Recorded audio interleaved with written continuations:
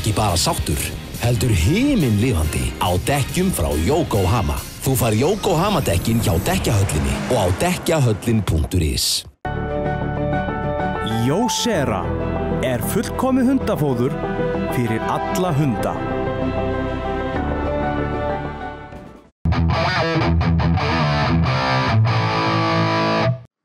Hvernig flugmaður ertu, Kristján?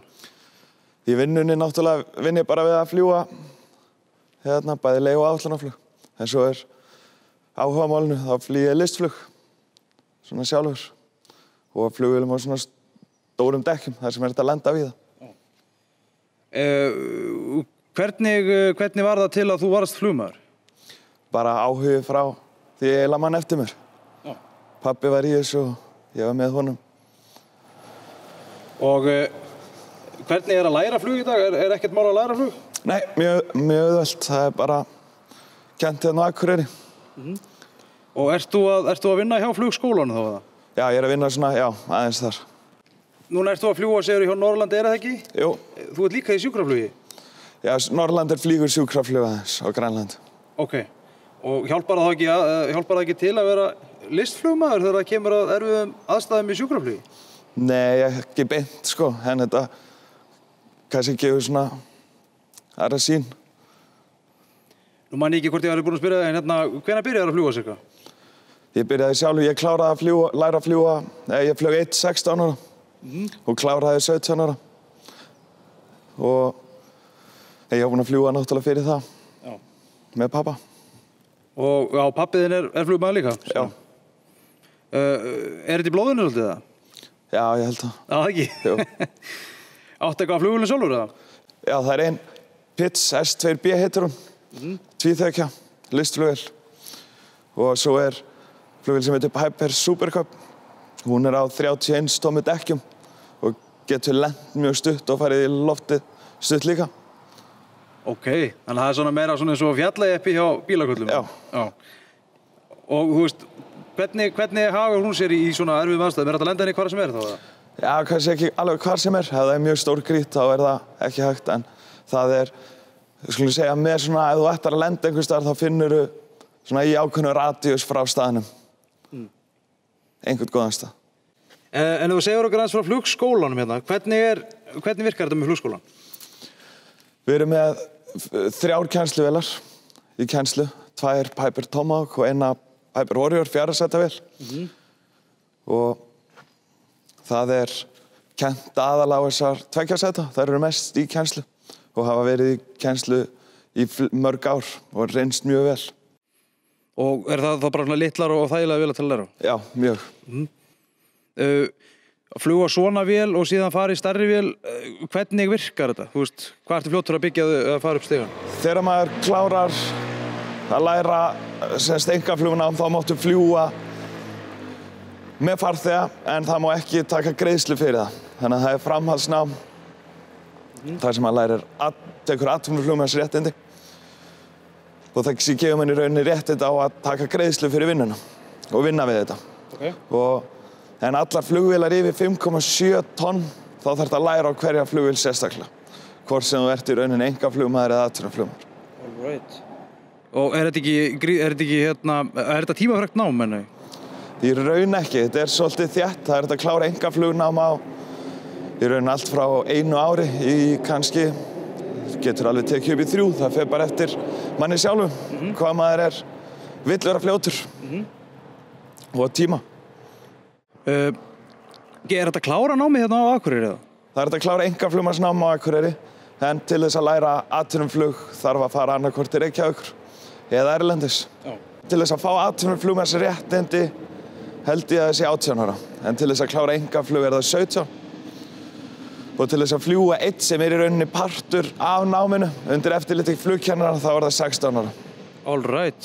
Það bara svipað eins og með bílinn og þú bara getur farið fyrir að fljúga? Já, svona eins og æfingarakstur sem bara hluti af náminu. Já, snillt. Geta allir orðið flugmenn? Já, ég held það. Það? Langt flestir. Mér langar að spyrja einu. Að fljúga flugvél í dag, þetta eins og að fljúga flugvél í tölvuleik? Tölvuleikirnir eru reyndar, það verður náttúrulega aldrei eins, en það margt mjög raunverulegt við það. Mjög.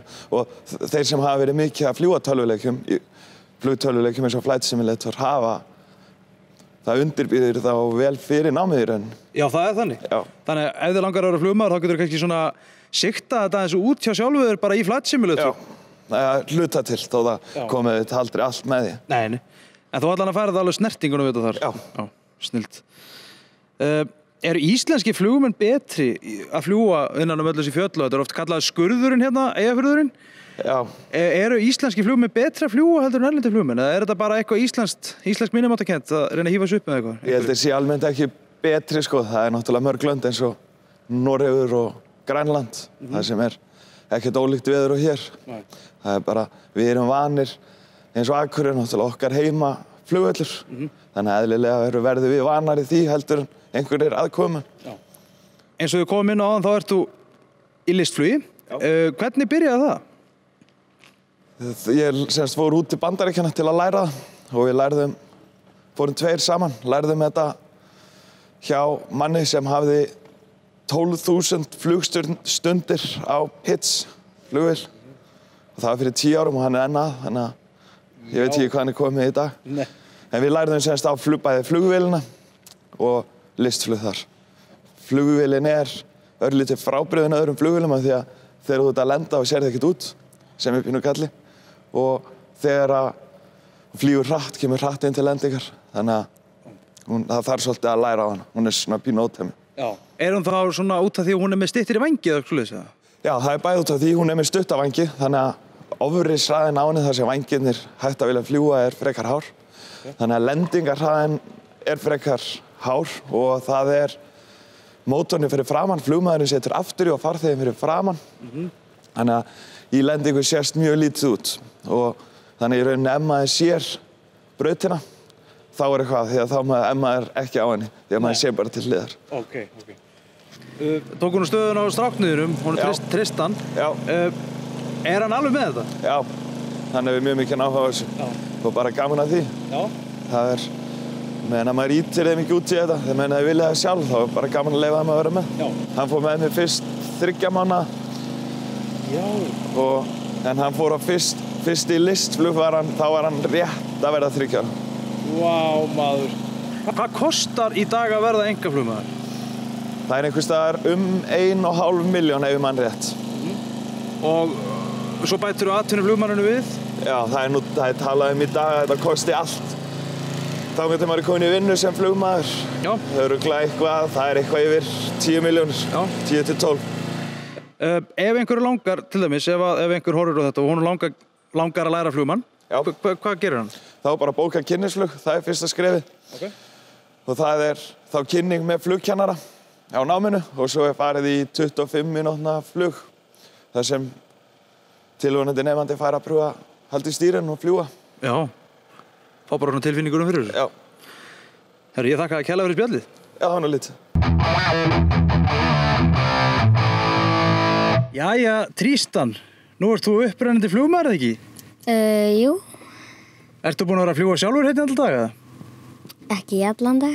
Ekki alveg? Nei. Hérna, ef mér skilst rétt, þá ertu búin að vera að fljúga mikið með pabba, eða ekki? Jú. Ertu farin að fljúga alveg aleinn, eða? Nei, kannski ekki alveg. Ekki alveg? Nei. Þú ætlar að flugmaður þegar þú voru stórað, ekki? Jú.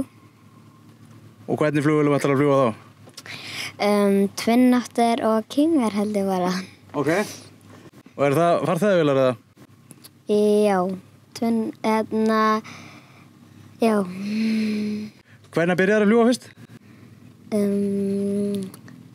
Fara fyrir nokkrum dögum. Nokkrum dögum? Já. Þá fór ég að lenda sjálfur og fara í loftið. Já, veitu hvað þetta er gamall?